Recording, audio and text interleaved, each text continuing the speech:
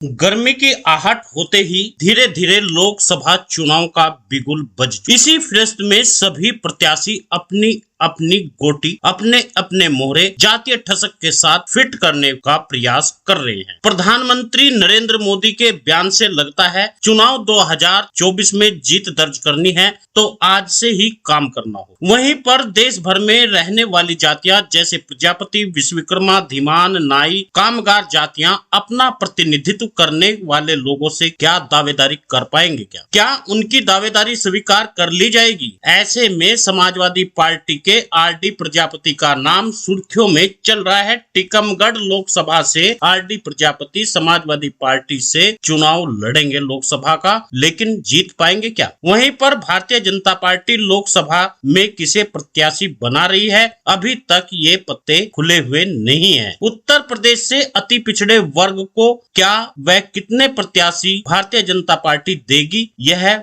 अभी पता नहीं चल पाया। आगरा, बनारस, तेंदुआरी, हमीरपुर में सबसे ज्यादा प्रजापति समाज, निषाद समाज व राजभर समाज निवास करता है। यहाँ के समाज मिलकर अपना मतदान कर देंगे तो क्या वे जीत पाएंगे? इसी फहरिस्त में उत्तर प्रदेश गठबंधन समाजवादी पार्टी से प्रेमचंद को लोकसभा प्रत्याशी बनाया जा सकता है। वहीं पर क्यास यह भी लगाया जा रहा है गायत्री प्रजापति के पुत्र अनिल प्रजापति को लोकसभा में उतारा जा सकता है समाजवादी पार्टी के द्वारा। अभी तक भारतीय जनता पार्टी की ओर से बड़ी दावेदारी सामने नहीं आई। प्रजापति समाज की ओर से बड़े चेहरे कमल प्रजापति, राकेश प्रजापति क्या बड़ी दावेदारी कर सकते हैं? झारखंड से योगेश्वर महतो, मध्य प्रदेश से अखिल भारतीय प्रजापति कुंभकार महासंघ के महामंत्री मनोज प्रजापति भारतीय जनता पार्टी से ताल ठोक सकते हैं क्या? मुझे लगता है इसी मध्य विधान परिषद के चुनाव को भी हमें एक नजर देखना चाहिए, जहां समाजवादी पार्टी ने अपनी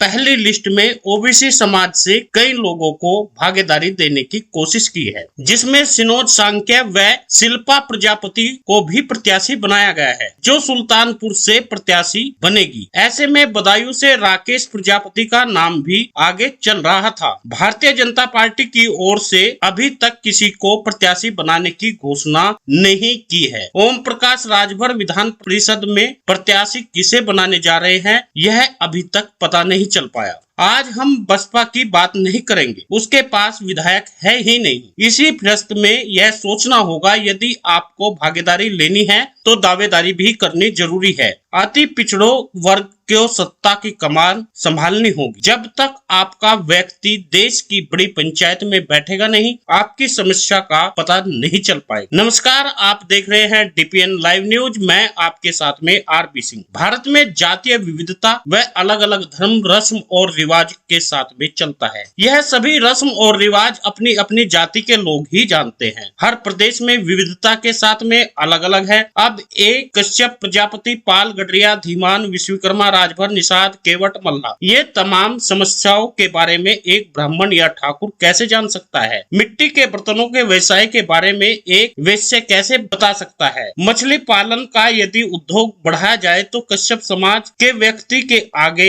ही लाना होगा। इमारती लकड़ी, लोहे की पहचान विश्वकर्मा समाज से ज्यादा कोई नहीं कर सकता। यादव समाज से ज्यादा पशुधन, गोवंश की पहचान कोई नहीं कर सकता। घोड़े, खच्चर की पहचान कुम्हार या प्रजापति समाज के लोग ही कर सकते हैं। यही नहीं, खनन कार्य की योग्यता जो कुम्हार समाज के है वह किसी में नहीं पाई जाती। इसी तरह लकड़ी की जो पहचान विश्वकर्मा समाज के लोगों को होती है, शायद ही वह किसी और को होगी। इसी हिसाब से भारत सरकार को चाहिए कि मंत्रालय भी देने चाहिए। यदि खनन का काम ब्राह्मण या ठाकुर को दे तो मुझे लगता है इस काम में वे ज्यादा माहिर नहीं होते। बात जब जातीय व्यवस्था की है तो मंत्रालय भी इसी प्रकार बढ़ने चाहिए। वहीं पर चाइना ने अपने लोगों को इस प्रकार के कार्य दिए, जो काम जो करता था उसे उसी तरह के कार्य दिए गए, जिससे सामान सस्ता टिकाऊ बना। आज व्यापार में अमेरिका को चाइना ने पछाड़ दिया। वहीं पर भारत में खनन का कार्य वे लोग कर रहे हैं जिनकी पीढ़ियों में यह कार्य किसी ने सुना तक नहीं। आप सभी मित्रों से निवेदन है, आप वीडियो को शेयर करिए, न्यूज चैनल को सब्सक्राइब करिए,